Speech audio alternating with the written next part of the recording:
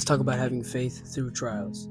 A lot of us, when we start experiencing temptation or trials, we immediately think, okay, what is the next thing I can do to prevent this from happening or to get out of this situation? And a lot of times that'll look like us trying to read our Bible more, trying to pray more, trying to go to church more, thinking that these are the things that are going to get us out, thinking that the more that I do, the more that I try, the more that I do certain things, the more that I try to get out of this on my own strength, the faster I'll get out of this trouble. Well, that's not what God says. See, if we look in James 1 verse 2, it says, "Consider it a great joy, my brothers and sisters, whenever you experience various trials, because you know that the testing of your faith produces endurance. And let endurance have its full effect, so that you may be mature and complete, lacking nothing." See, some of us are fighting a battle and don't even understand what our tool to fight with is.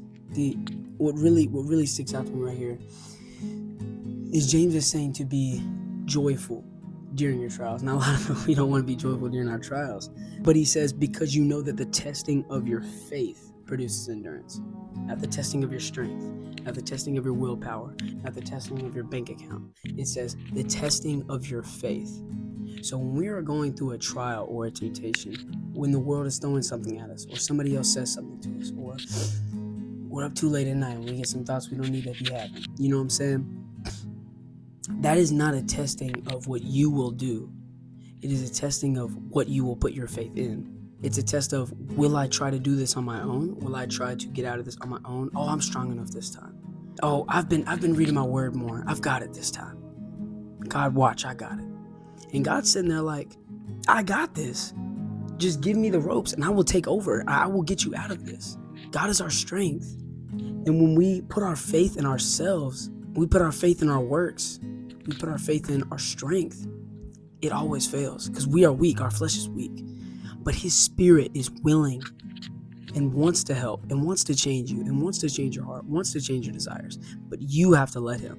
And if we get so caught up trying to do things on our own, we're trying to break a habit of sin on our own, or trying to stop hanging out with certain people on our own, we will ultimately fail.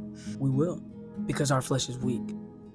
We need to have a change of heart and desire in our mind. And what that looks like is saying, God, I know I'm weak, but you have never failed. So I give this to you and I'm allowing you to fight this battle for me. Take over. That's all he wants. He just wants you to open the door.